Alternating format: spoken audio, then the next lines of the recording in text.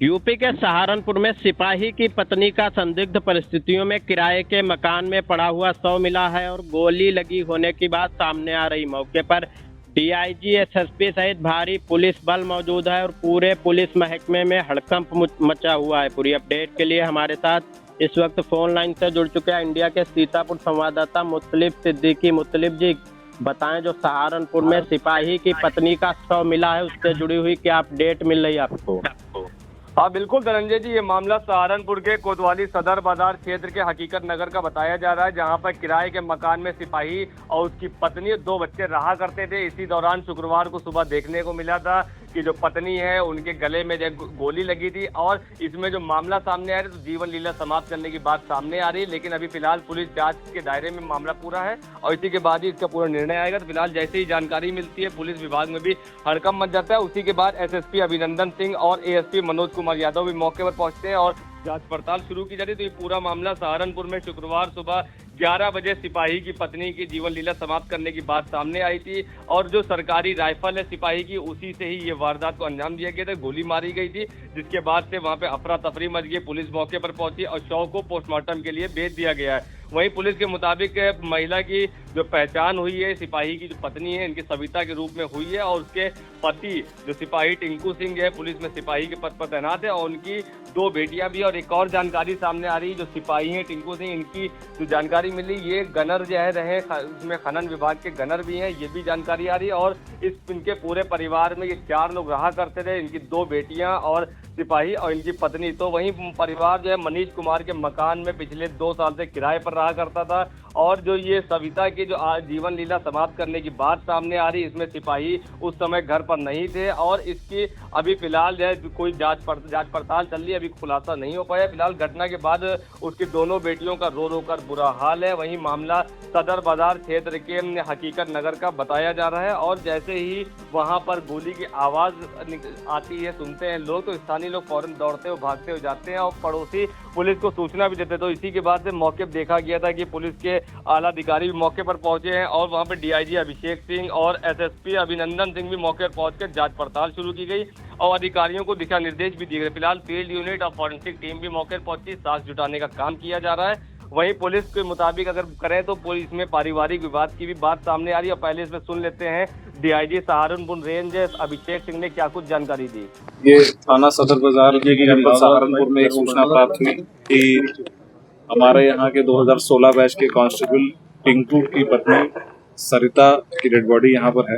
प्रथम दृष्टया जो मौत हुई है सरिता की वो गनशॉट इंजरी की वजह से हुई है, जो टिंकू के सरकारी राइफल इंसास राइफल से चली है।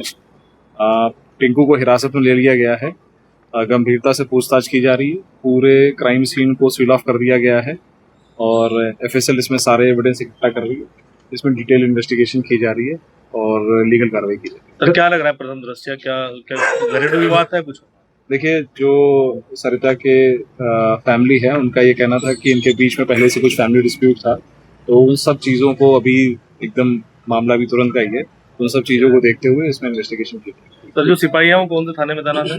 ये सिपाही पुलिस लाइन से अटैच थे, इसमें जो एंटी माइनिंग टास्क फोर्स है उसमें अटैच थे और अभी फिलहाल वो सिपाही हिरासत में। तो आपने सुना ये सिपाही इनकी जो है जो सरकारी राइफल थी, इससे जो है जो पत्नी सविता इन्होंने अपनी जो है गर्दन पे गोली मारी, ऐसी जानकारी सामने आ रही है। इसके बाद उन्होंने जीवन लीला समाप्त कर ली। हालांकि पुलिस पूरे मामले में गहनता से जांच कर रही है और एक और भी मामला इसमें सामने आ रहा है कि इन लोग की काफी समय से मतलब अनबन चल रही थी, कुछ जो है पारिवारिक विवाद भी चल रहा था, जिसके चलते कहीं ना कहीं ये कयास लगाया जा रहा है कि ये जीवन लीला समाप्त करने का मामला पारिवारिक विवाद तो नहीं हो सकता है। फिलहाल पुलिस भी इस पूरे मामले में गहनता से जांच कर रही है और अब इसमें देखना होगा कि जो पोस्टमार्टम रिपोर्ट आएगी उसके आधार पर आगे कार्रवाई की जाएगी। क्या पोस्टमार्टम रिपोर्ट में जीवन लीला समाप्त करने की बात सामने आती है या उसमें कोई और भी अलग एंगल अगर नजर आता है तो उसमें जानकारी मिलेगी। फिलहाल पुलिस ने भी जो टिंकू कुमार है उनको हिरासत में ले लिया है। जो अगर बात करें सविता के पति हैं टिंकू कुमार, जो सिपाही है गनर रहे हैं, तो इनको पुलिस ने हिरासत में ले लिया। इनसे गहनता से पूछताछ की जा रही है और टिंकू कुमार मेरठ के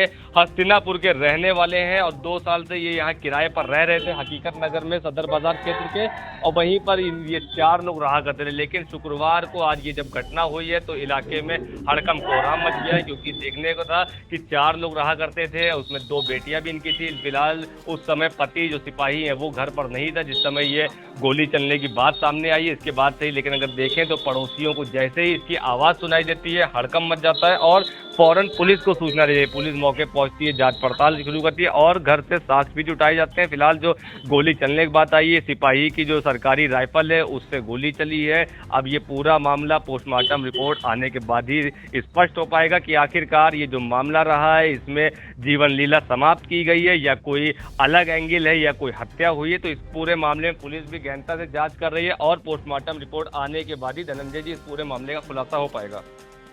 बिल्कुल, सहारनपुर की कोतवाली सदर बाजार इलाके के हकीकत नगर मोहल्ले में किराए के मकान में रह रहे सिपाही टिंकू सिंह की पत्नी सविता का संदिग्ध परिस्थितियों में गोली लगा हुआ शव मिला है। सरकारी राइफल से गोली लगने की बात सामने आई है।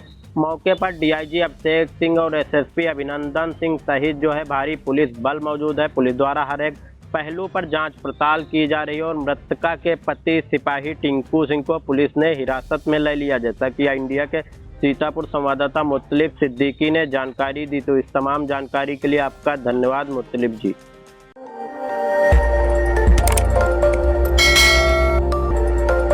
खबर आपकी, नजर हमारी। देखते रहिए आई इंडिया।